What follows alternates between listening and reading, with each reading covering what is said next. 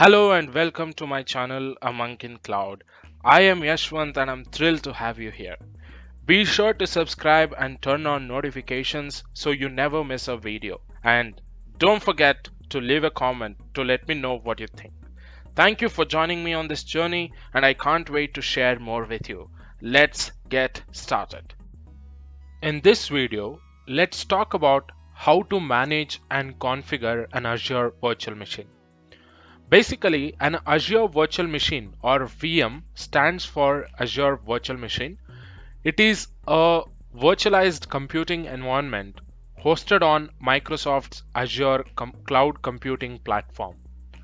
Azure VMs provide the ability to run various operating systems and software applications in cloud, offering a scalable and flexible solution for hosting workloads and the applications. With Azure VMs, users can create virtual machines of various sizes depending on their specific requirements and use them to run applications, store data, or perform other tasks. It supports a wide range of operating systems including Windows Server, Linux, and other Unix-based operating systems. The VMs can be accessed and managed through the Azure portal as well as through command line tools and APIs. They can also be integrated with other Azure services such as Azure Virtual Network and Azure Storage. You can also create a more complex and sophisticated cloud solutions using the Azure virtual machines. Okay, after knowing what are Azure virtual machine, it's time for us to explore how to create an Azure virtual machine and how to configure them. Okay, so this is my Azure portal. So whatever that screen that you're looking at, it is my Azure portal. Now let me go ahead and open Azure virtual machines here, or if you don't find virtual machines here, you can just directly search in the global search bar and get your Azure virtual machines. Okay, now let me open Azure virtual machines here. If you see here, there are no VMs that are running currently. Okay, I'll just click on create and I'll select Azure virtual machine. I'll select that one. Now I have to fill some basic details here, so which are required for us to create an Azure virtual machine. Okay, so these are the things that that are required to create. First, and one more important thing before going forward, if you do not know anything about the whatever that you are seeing in the screen, so you have this I button over here. You can just hover over there and it will tell you what it is all about. For example, subscription. So all resources in an Azure subscription are built together. So that is the reason why we have subscription. Similarly, what a resource group? A resource group is a collection of resources that share the same life cycle, permission, and policies. Okay, now let's get started. I only have this subscription. I'll select this itself. If you are opting for a free Azure account, you will see pay as you go subscription here.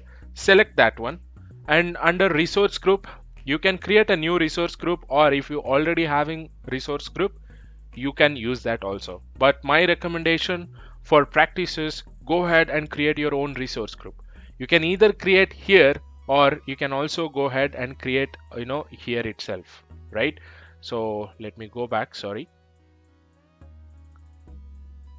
You can also create here. Before creating the resource itself, you can create the resource group and keep it alive. Okay, let me search for resource group. If you see here, you can create the resource group here itself. Okay, and later on you can add it. But we'll go forward here. We'll just create the resource group on the go. I'll just click on create new and I'll say lab AMC. AMC means a Monk in Cloud. Okay, I'll just say click on OK, and VM name I'll say AMC-VM. Okay, you can give any name, but make sure that you are following the right naming convention that Azure provides. Okay, if you're not using the right one, it will prompt you there. For example, if I'm adding plus here, it says Azure resource names cannot contain special characters. So what special characters you cannot add, it will show there itself, and it can what it can begin with and what you can use, it will mention there itself. Okay, please follow that. I'm saying AMC VM, and region, you can select the region whichever you want. So these are the publicly available regions. I'll go with East US. Okay, availability zone, if you do not know what is an availability zone, I'll make sure to add a separate video for that. Please watch out for it. So if you see here, it is a physically separate, it is going to physically separate your resource within an Azure region. Okay, if you want, you can select that, or else you can go with no infrastructure redundancy required. There are other options also. If you want me to make a separate video, let me know in the comment section, I'll do so. Okay, I'll select no infrastructure for this video, no infrastructure redundancy required. Okay, next, security type, it is always recommended to go with standard. I'll select standard. Image is nothing but your operating systems along with some configurations or the applications installed on them. Okay, you have multiple operating systems images that you get here. If you see Ubuntu, you have SUSE, you have Red Hat, you have Oracle Linux, you have Debian, you have Windows Server. Whichever you want, you can select. Okay, I'm going to select Windows 2022. Okay, I don't think it is available in this region. Yeah, it is available. I'm going with x64 architecture. So you have ARM64 or x64. So I don't think it is supported. Let me go with Ubuntu as of now, as this is just a demonstration. And both the VMs architectures are available for us. Size, when you purchase a laptop, so you would look for the CPUs, how many cores you have, and the RAM, right? In the same way, when you're creating a virtual machine, you would look for size also, how many CPUs you want and how many gigabytes of memory you want. So in cloud, we call that as vCPUs, that means virtual CPUs. So you can select whichever you want, and the corresponding price will be mentioned here for month. Okay, so I'll go with this itself. I'm okay with that. And if you want, you can go with the authentication type as SSH public key or password. Okay, both are supported. So the recommended one would be to use public key. The key based authentication is a secure one. Password, anyone can compromise the password, so it is better to go with a public key. Okay, so you can provide a name here. I'll just say AMC Lab KP. That means I'm giving the name for the key pair. So I'm saying Amankin Cloud Lab key pair. Okay, and what are the inbound ports that are that you are allowing for you to log in? So basically, when you're using a Linux based operating system, okay, a Linux based image, Ubuntu is a Linux based, so you want to allow port 22 or SSH port should be open, because these are remote servers and you would want to log into that server. If you don't allow inbound ports, you would not be able to log in, right? So if you see here, if you select down, you have HTTP, that is port 80, HTTPS port 443. If you want to allow some other ports, you can do that in the networking section. But for now, I'm good with SSH port 22. I'll select that one. I'll click on next. Here, if you want, you can change the configuration. OS disk type, what is the disk type that you are getting? It is premium SSD. Okay. And if you want to delete the, delete this OS disk with the virtual machine, then you can check this box. Okay. Keep that as it is. Do not change anything over here. Okay. If you want to attach a new disk, you can do it right away by clicking on create and attach a new disk here. We'll do that in a separate video. Okay, so this seems good to me. I'll go to networking here. So when you are creating a new virtual machine, it will prompt to create a new virtual network. So if you already have a virtual network, you can select that. But if you do not have, it will create it for you. If you see in the bracket, it is mentioning as new. That means it is creating a brand new virtual network for you. Okay, if you do not know what is virtual network, again, as I told you, you can hover over here, or we'll make a separate video on that. Okay, networking will require a lot of background, so we'll create a separate video for that. Okay, that we are fine here. And it is creating a subnet also, we are good with that. And it is also creating a public IP, that is also fine. And it is also going with a basic NIC as in network interface card security group. It is basic. Okay, that's good for me. Inbound ports, as I already told you, this is the default one. Whenever you select uh, Linux based, it will always automatically select SSH. If you are going with Windows based, you can select RDP, that is remote desktop protocol. So every laptop will have every Windows machine will have RDP already installed. You can use that. Okay, now we are good with SSH, so that is fine. And rest of the things, load balancing, we are not using any load balancing, so we are good with that. I'll select none and click on management. Here it will have some configurations that you want. If you want to log in with your Azure AD credentials, you can do that. Okay, or else if you don't have, you can uncheck that box.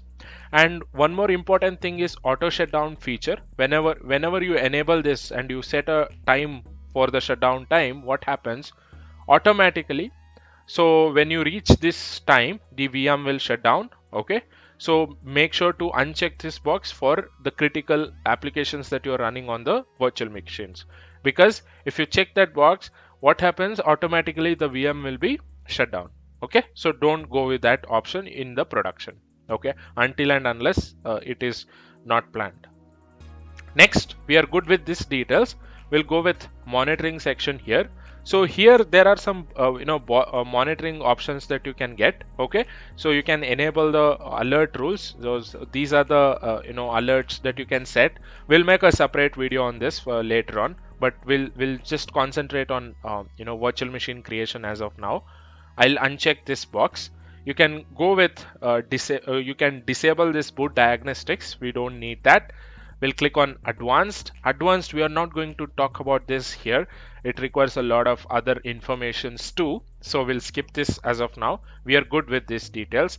And I'll click on tags. I don't have to add any tag. If you want, you can add it. It will be helping you in billing consolidations and things like that. Okay, so I'm good with this as of now. I'll click on review and create. So it will give you the summary of what and all you have selected, and it will also tell you how much it is going to cost you for running that virtual machine per hour. Okay, it is costing me 7 rupees, 7 INR per hour in Indian currency. Okay, so if it is validation is passing, then you can go ahead and create the virtual machine. Let's say you have missed some information. What it will say is, it will say you have not given the proper name, so you will have to go back to that particular tab and you will have to provide the right information. As of now, I'm good with these details, so I'll go ahead and create the virtual machine. This hardly takes 2 to 3 minutes. Okay, so don't forget to download the key pair, because if you don't, after closing this, you won't be able to download the key pair at all. Okay, so I'll click on download and it will start downloading in my browser. So it will hardly take 2 to 3 minutes for a virtual machine to be created. If you see here, that got created. Okay, after creating, you can log into this machine and you can work on it. Okay, so I'll wait till the virtual machine gets created and we'll get back to you once it is done. Now if you see, your virtual machine has been created. It took 2 minutes, exact 2 minutes for me to create it. If you see here, it says your deployment is complete, and you'll also get the notification here.